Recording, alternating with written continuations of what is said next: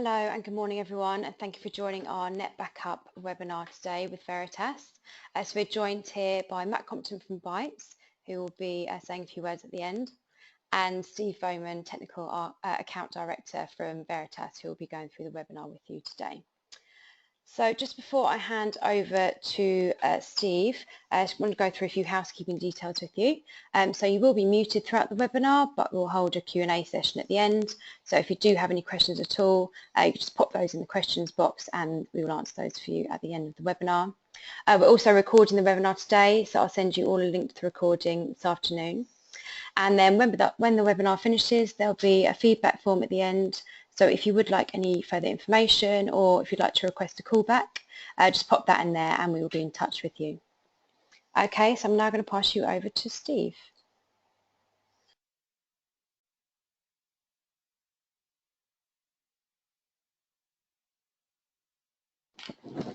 Okay, good morning. Thank you very much for your time today. I'm just simply going to cover, hopefully take about 45 minutes of your time. Oh, sorry, the microphone's misplaced. So just quickly do a 45-minute session to give you an update on what came out in version 8 of NetBackup, which was released in December. The agenda just matches the invite. So really we're going to go through, talk a little bit about how we play in the cloud with virtual infrastructures, concentrate on the Windows side of it, and when we talk about cloud, mainly Azure, excuse me, also cover what Veritas would now do in a remote office data protection scenario, and then finally finish with some of the license changes we've introduced to make sure it's cost effective. So if I go to the next slide. Okay, so what this slide is really saying is what happened with version 8. So it was really released on the 5th of December last year, so it's been out 3-4 months, so it's fairly safe for everybody to go on. It's tried and tested, but from a Veritas perspective, we were quite proud and happy that it was rebranded as a Veritas product. As most of you know, everything else previously a Semantic branded, but because of the split, this was the first version that released under Veritas name. The core part of 360 data management, if you follow any of our press coverage and information about our 360 messaging, what we really like to do now is ensure we integrate all our product sets going forward. So there's deeper integration between NetBackup, and on this screen on the right you'll see that it feeds information up to Information Map, which is a visualization tool set to see what your data is and how you use it. It's also integrated to a product we call Veritas Resiliency Platform, which is a disaster recovery as a service orchestration toolset. So that's the kind of messaging behind it. We also focused on the new operating systems that were coming out, such as Microsoft release in 2016. The cloud support, we came out with Azure support at version 8, but since then we've announced both Google and Amazon announcements about that as well. And then, as I said, remote office capability. Next slide is just simply saying there's much more that in version 8 than I'm going to cover today, but we'll provide all the reference material. We'll provide this presentation and anything else that you need afterwards, but I'm only going to cover some core features today that you're specifically interested in. So the first one really is, as I said before, supporting Windows 2016. So we kind of supported it on what we call day 0, which means as 2016 was released, we actually supported the product on day 1 of that release. And the same goes for VMware 6.5. So when VMware 6.5 is released, we came out with NetBackup that allows that support. There is some caveats, such as Windows 2003, it's a client only, so we can back it up. It's not the master media function that is likely to come out in NetBackup 8.1, which is slated for September this year. So it's a little way off, but that might accelerate as we go into the year. All right. If you're also using Hyper-V instead of VMware, many things changed in the Windows 2016 use of Hyper-V, and previously originally came out in Windows 2000, VSS came out as a snapshot and toolset within the operating system, and that's how we backed up. We integrated to the Microsoft snapshot and tool. In 2016, Microsoft released Windows Management Instrumentation, and that kind of added some more features and allowed us to get more parity between Hyper-V and VMware toolsets. So we now support that, just to give you an idea of what it would look like when you backed up with the WMI. There's a new selection, and on the right hand side you'll just see a snapshot of the GUI or a kind of screenshot of the GUI, and you just naturally select whether you use VSS or anything between Windows 2008 up to 2016. You'd pick the VSS enable method. However, anything 2016 onwards, you'd use that WMI, and we can now do things like a block level incremental backups, which drastically reduces the amount of data you need to back up. It also increase the performance of backups, and we found anything up to 40 times quicker when you do things like blib and accelerator. Okay. Next thing we did was enhance some of the VMware work and the VMDKs. So with that, now we've added granularity to recover a VMDK, ultimately a VMware volume, onto the original VM server or onto another server. So we can actually just recover the full VMDK. We can recover individual files out of that VMDK. If it happened to be an Exchange backup, we can actually recover individual email messages out of that. Or we can just say, well, that's got multiple volumes within that virtual machine. We just want to restore just that VMDK out of that virtual machine. Okay, just to let you know, that feature of recovering individual volumes is new. It's kind of, the background work was done in 773, but really it's a command line utility, so it's quite powerful. But right now we've not implemented it in the GUI, but we will do in likely to be 8.1.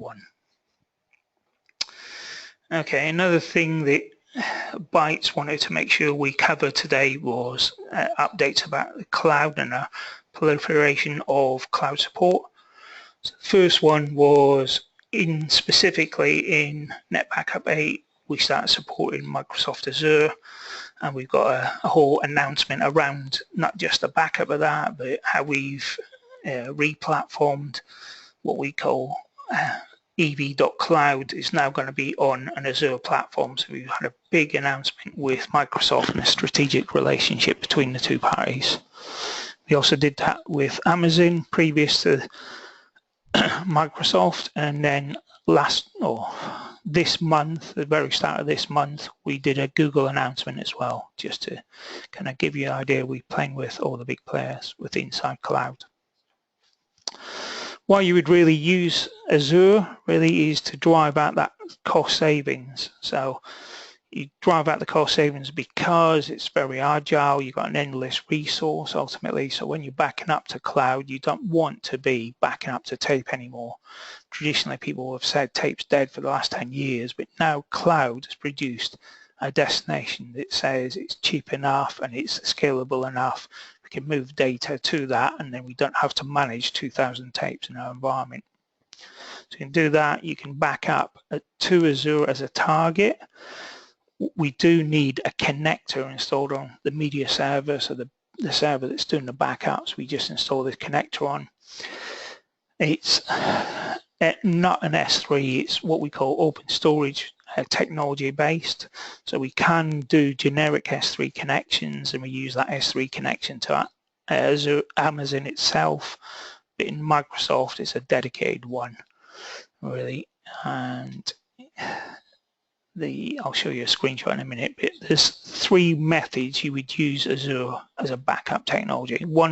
This one is just saying we can back up directly to Azure. So It's just a picture in the center of a NetBackup appliance, but that could be a normal media server, and we direct backup straight to Azure. So we can back up to the media server and then back that, or have a copy of that data moved up to Azure. However, that doesn't support deduplication. If you need deduplication to the cloud, then we have storage gateways we can use, whether that could be from Store Simple, Store Reduce, Open Dedupe, or we also support a NetApp solution set. So that's when you are backing up from your core data center and moving data out to the cloud. However, the next one is you're simply saying, well, what happens if you kind of have a hybrid world or you're 100% cloud-based? You want to install the master and media server in the cloud. So 100% we're comfortable with that. You can do that. Just install NetBackup code in the Azure platform and just back up to the disks they have in there. So there's not a problem. The next method really is just saying we do really have a hybrid solution. We've got a core data center, we've got some workloads, and we've also got clouds where we want to run possibly our less mission critical environments in Azure. So you've got to protect both worlds. This diagram is just simply saying, yeah, we can have a master media server in our own data center and then a master media server in the cloud as well, and we can replicate data between the two. So if you want to be able to back up data in your data center, replicate that to the cloud environment and then recover that, you can do so, and it'll help migration methods from going from cloud back to your data center or from your data center into cloud. So it's kind of ultimately very flexible in terms of you can back up to the cloud, you can back up in the cloud, and you can transfer backups between the cloud and your core data center. So that's what we've done with Azure. Right. This is just really a screenshot, so it's very simple to kind of show you what the Azure would look like when you configure it. You just treat it as another backup destination, and it's just on the right hand side you'll just see it highlighted Microsoft Azure. That will just give you a prompt to questions that say where is the domain definition for Azure, and you just type in that and then off you go. And you can still do acceleration, true image recovery and things like that. So it doesn't restrict too many things. Natively it will restrict the dedupe. However, we've enhanced the compression and encryption and metering and throttling process for a cloud-based solution sets. So we kind of highly compress it first before we send it over the cloud, just to save you time, effort and money. Okay, the next stage is really what we've introduced with remote office protection. And many people, or hopefully you're all familiar, we have what's called a NetBackup appliance. We've now introduced a virtual appliance. And that virtual appliance, what it really does is say, can we install the NetBackup code, that appliance code, on a virtual machine and then back up that remote site? So you might have your core data center with hundreds of terabytes, petabytes of data, but you've got remote offices. They might have 1 or 2 terabytes of data there, 10 people, and you don't really want to install a NetBackup infrastructure. You don't want to have to maintain that workload. So what we do is simply have that virtual appliance, install it there. It does backups there. It can recover to that remote site, but it replicates its data back up to the core data center to make sure you can kind of recover any data from anywhere. So that kind of scales out.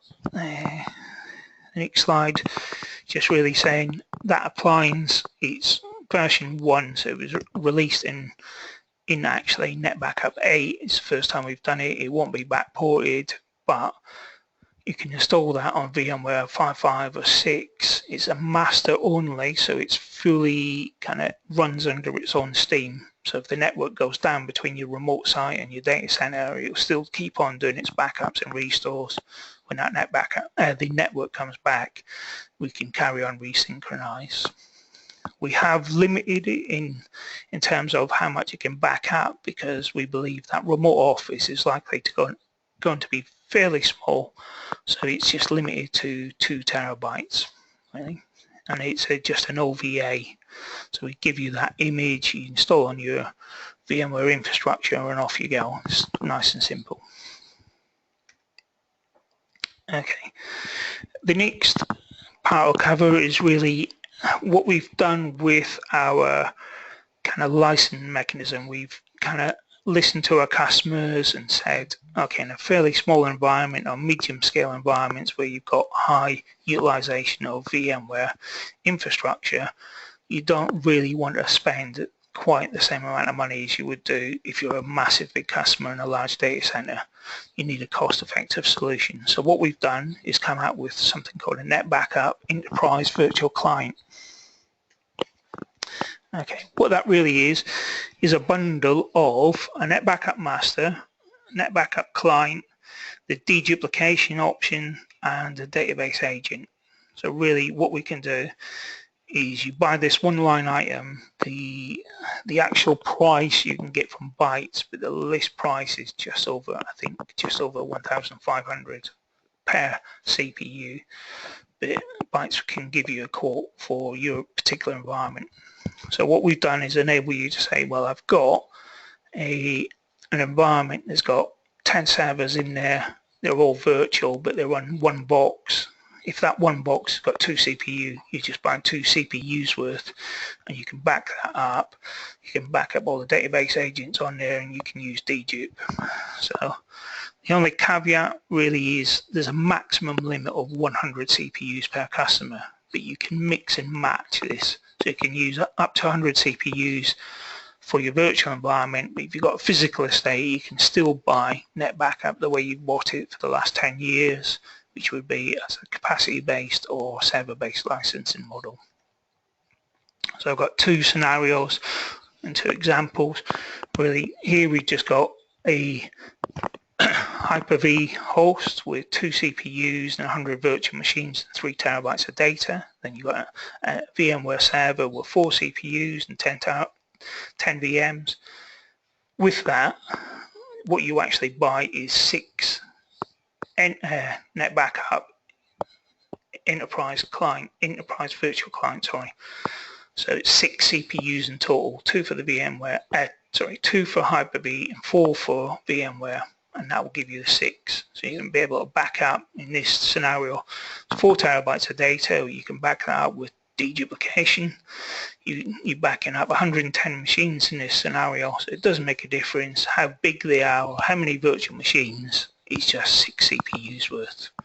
So it's very cost effective. If in this scenario 6 times £1,500, £9,000 is kind of, you can protect a lot of machines and a lot of infrastructure. This next scenario is kind of hybrid. So we've got a virtual world, the same as we had before, but we've also got some physical machines. So we still buy those 6 enterprise virtual clients, but to cover the physical hosts, you need 2 standard servers or 2 enterprise clients to be able to back those up. It depends if you're backing up SAN-based or not. The NetBackup Master Media Server, those licenses are covered inside the NEBC license. So you just buy 2 standard clients, 4 terabytes worth of the data protection optimization option, and then this scenario has also got 3 tape drives there, so we just buy those 3 tape drives. So again, you'd be paying about £9,000 for the first bit, and then standard pricing for the physical environment, but you can mix and match as you want. Previously, that might have been tens or hundreds of thousands pounds worth before, but this is very proven to be very cost effective in most environments. Okay, this last stage is really introducing NetBackup and information map. So NetBackup is a core data protection tool set that we gather a whole bunch of information when we use backups. We collect the metadata of that. So we use the NetBackup catalog and we can import it to a large cloud-based data analytics platform, and that's called information map.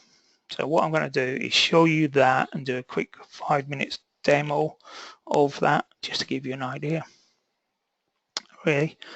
So why we would use this is really we want to get you to understand what your data looks like, the age of it, the types of it, the owners of it, sizes of it. Is it old? Is it fairly new? Is it used? And what that allows us to do is then kind of build up to an information governance strategy and also possibly link into GDPR. So it'll give you some visualization if you're worried about what's coming downstream with GDPR next May. So this is what the GUI would look like, but I'm actually going to run a demo for you. So if you bear with me 30 seconds just while I change screens.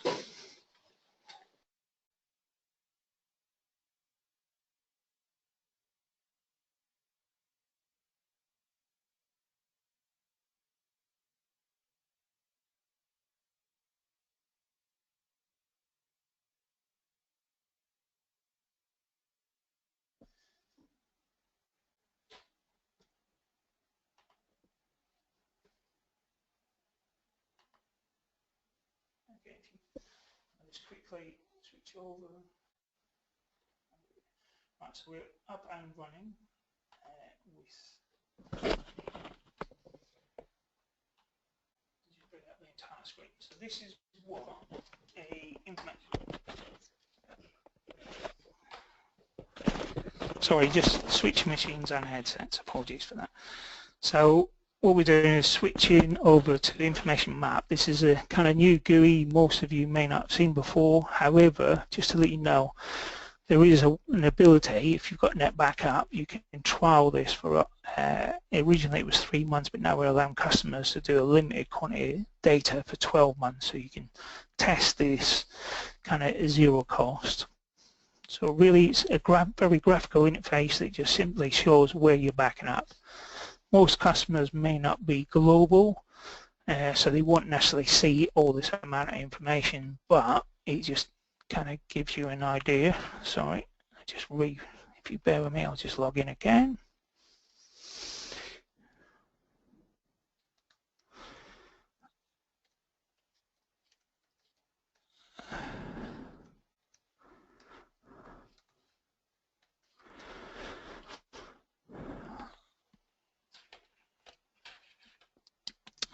This is just to let you know it's on a cloud-based platform, so you can get to this. You don't have to be a NetBackup admin to actually access this information. And if you actually wanted to see this and play with it further, I'm sure Bytes can help you walk through this at any time. So let me just sign in.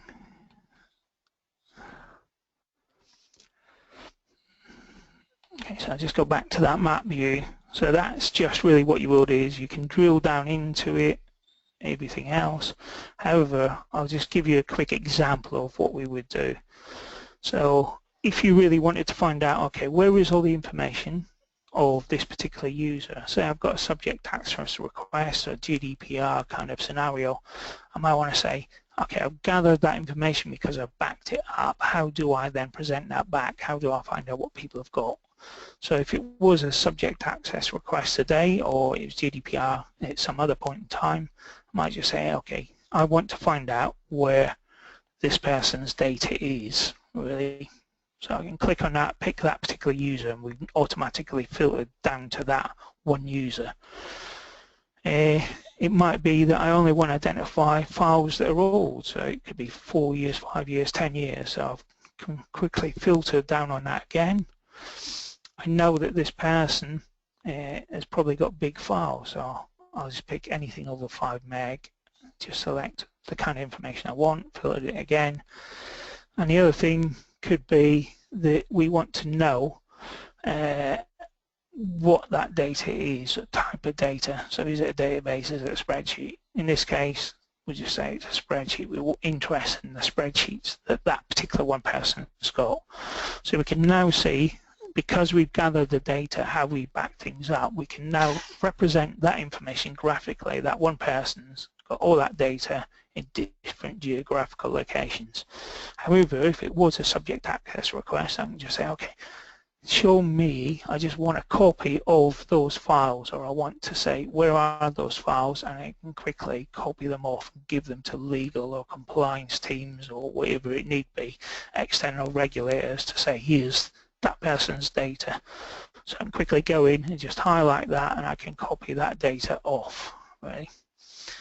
Even if I just go over here, I can right click and copy it into my cache area, and then I can go into a spreadsheet and paste that data if need be. Just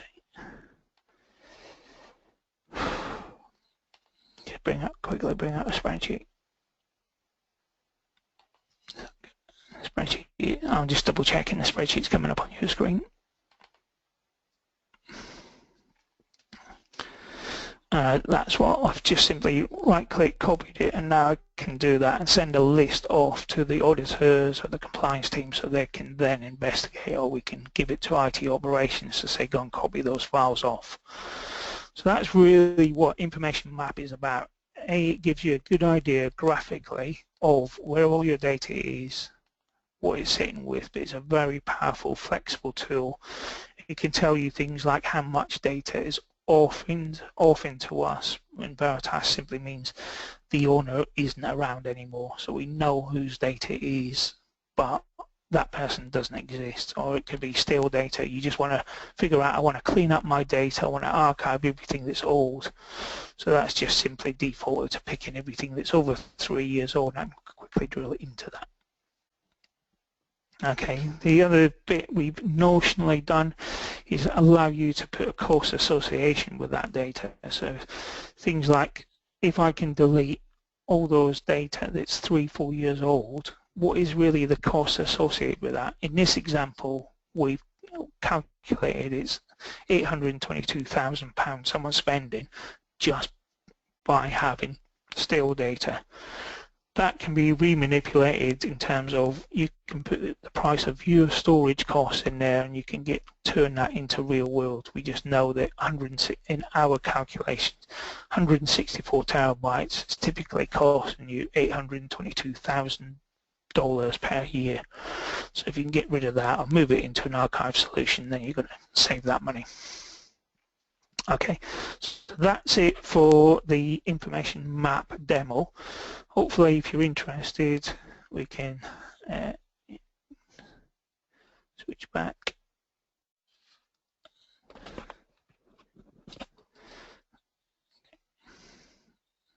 Got PowerPoint.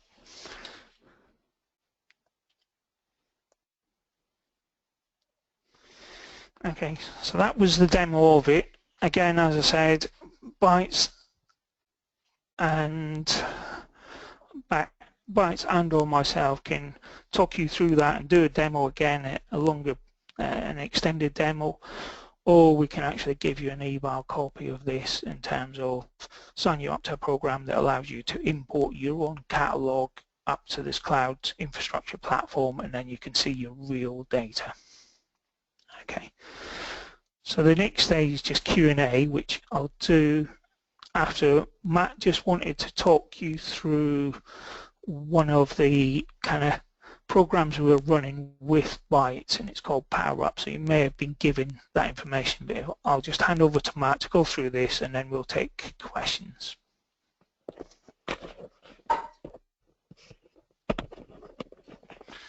Thanks, Steve. So yeah, it's a really good overview there of NetBackup, and I think the biggest positive that we can see since the split between Veritas and Symantec, there's a lot of development going into integration with cloud and making it easier to manage your backup environment. So all very positive. And with that, we've created a PowerUp service that we're offering to our key NetBackup users to help them optimize and tune NetBackup. Obviously, with new versions being released and features that Steve has covered today, we see it as our job to keep you up to date with the changes and updates to NetBackup from an information perspective, but also can we provide you with tools that allows us to give an overview of your environment that gives us the ability to go back in and advise you on how we can tune your environment to fully optimize that. And with that, we've created a NetBackup PowerUp service that is available to all of you on this call. So if it's something that is of interest, we've done it with a number of customers. It's a very light touch health check, but the feedback that we're getting has always been very positive. We can look at your environments from both a license standpoint, which is quite relevant with the changes and where Veritas are with the compliance as well. So as Amy said, there'll be details on the more Tell Me More or Veritas team at Bytes, or my direct email is matt.compton@bytes. Please reach out to us and we can certainly help out helping you tune your NetBackup environment. Thank you.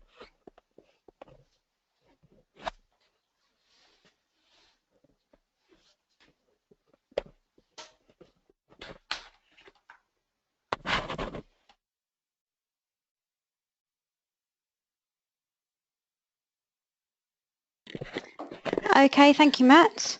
And as mentioned previously, if you do have any questions at all, if you just want to pop those in the questions box, that's just at the right-hand side of your screen there. I will read those out for Matt and Steve shortly.